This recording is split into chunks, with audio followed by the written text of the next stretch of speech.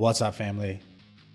Welcome back to the Stop Sinking Show, where we go from struggle to flow.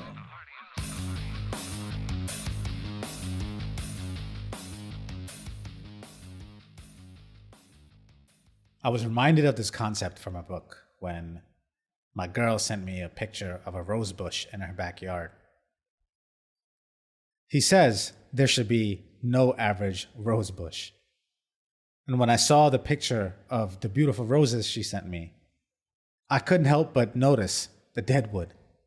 I couldn't help but notice the smaller stems below that are just taking away the nourishment from the best ones to grow healthier. And I told her to prune them, to cut off the deadwood. This is the central point in his book called Necessary Endings. The idea of pruning and the 3-step criteria that he provides in which things should be pruned. The first one is the hardest decision to make, which are pruning the other healthy branches or even healthy buds that don't have the potential to become the best ones.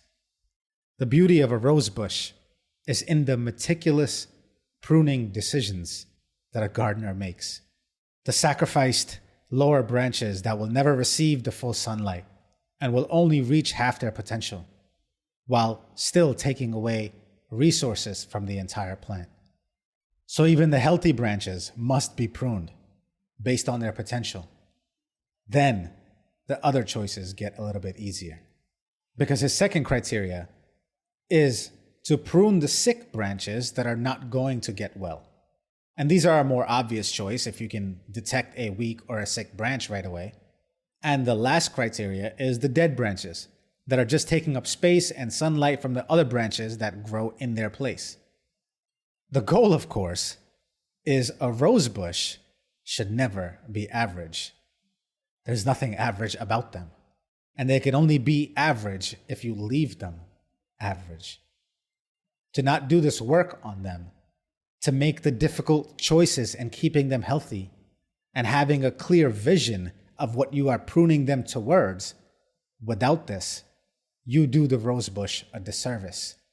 It was never born to be average.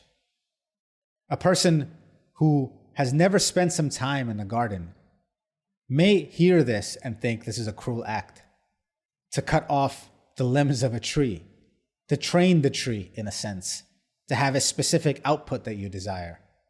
But a real horticulturalist will tell you that trees require a bit of stress to grow stronger, that you are more likely to kill your household plant by overwatering it than by starving it dry, that a tree is not only willing, but designed to be trained by the circumstances it is put in, and that bit of hurt to the tree does it no harm. And if you haven't caught on yet, this isn't about rose bushes and trees. This is about us, all of us, and how we show up in life, in the things we indulge in, the people, the activities, the behaviors, the facets of us that become repeated so often that they can be called our personalities. When is the last time you took a hard look at any of them and had a vision worth pruning towards? Or the last time you actually did any pruning of your vices, of your views, of your vocation, of your vicinity? How much deadwood is just left ignored? How many sickly branches that could easily be dropped? How many rabbits are you chasing at the same time? Because no matter their potential, you gotta cut even some of the healthy ones off that steal focus from the other, or catch no rabbits. There's a part of me that's really good at pruning, at cutting things off, almost to a fault. But there's another part of me that reflects for further clarification on whether the decisions I am making and the vision that I am pruning towards are sound ones. And I think there's a part of you that never really knows. It's just whether you're getting to your vision or not. As the only objective measure that exists, are you getting closer to it? There really is no right or wrong. But there was an incisive way I heard Terry Real put it that can clarify your vision in almost any realm, though he said it in the context of relationships. He says, ask yourself, am I getting enough in this relationship to make the grieving of what I'm not getting worth my while? Let me say that again. Am I getting enough in this relationship to make the pain of what's missing okay with me? And if you're getting enough from this relationship, from this situation, from this behavior or way of being, that you can truly, honestly say to yourself is worth the trade-off of the other possibilities out there, then leave that and prune everything else. Prune the rest. That's the litmus test for your vision. Because at a certain point, if you don't choose what's worth giving up for what, then it will be chosen for you. It's cute to live in possibilities and potential when you're young, but every year you age, that list gets shorter whether you like it or not. So make the hard decisions and figure out what's worth keeping and what needs to be cut away. This is obviously not just an intellectual process and takes an emotional toll on anyone trying to give up what they were to become who they need to be. No one said the shedding of skin wasn't dreadful.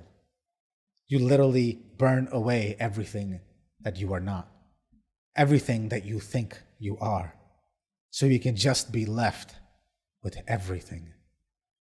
This might hurt, he says in the book, but there's a big difference between hurt and harm.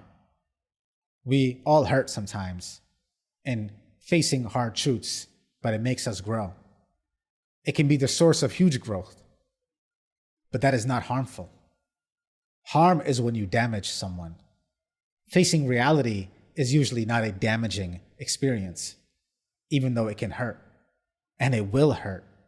It will hurt you, hurt the people, places, things you leave behind, but it all saves you from future harm so you can bloom. Unless, of course, you just want to be an average rosebush. But you weren't born for average, were you? I love you, family. Stay true, always. I'll see you on the next show.